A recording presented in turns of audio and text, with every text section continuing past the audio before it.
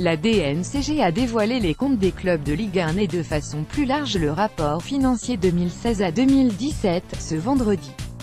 La LFP a publié ce vendredi sa synthèse économique de la saison 2016-2017. Les clubs de Ligue 1 ont généré une perte de 93 millions d'euros. Le LOSC et l'OM, par exemple, ont réalisé de gros efforts financiers la saison passée avec l'arrivée de nouveaux investisseurs et possèdent donc de facto un résultat net grandement déficitaire d'un peu plus de 40 millions d'euros chacun.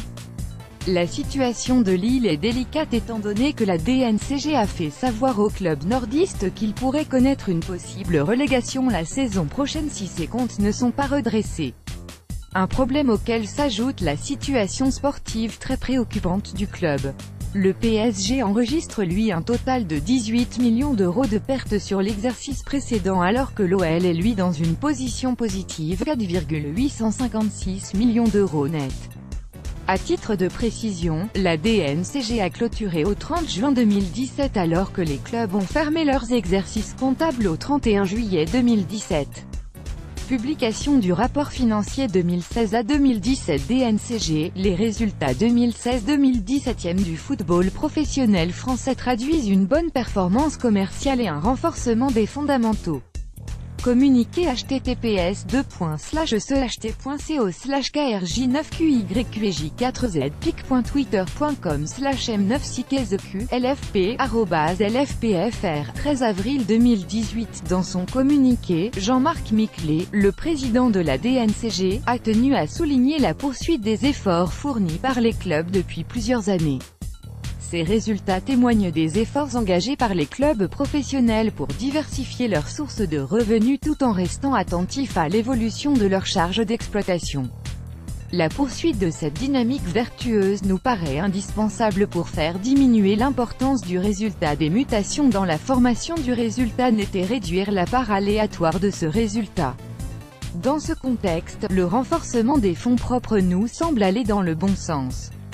Nous encouragerons les clubs à poursuivre ce travail afin de rendre le football professionnel français toujours plus solide et attractif. Pour sa part, Didier Quillot, le directeur général exécutif de la LFP, s'est montré positif. L'attractivité retrouvée du football français est confirmée par la hausse générale des recettes d'exploitation, que ce soit la billetterie, le sponsoring ou encore les droits audiovisuels.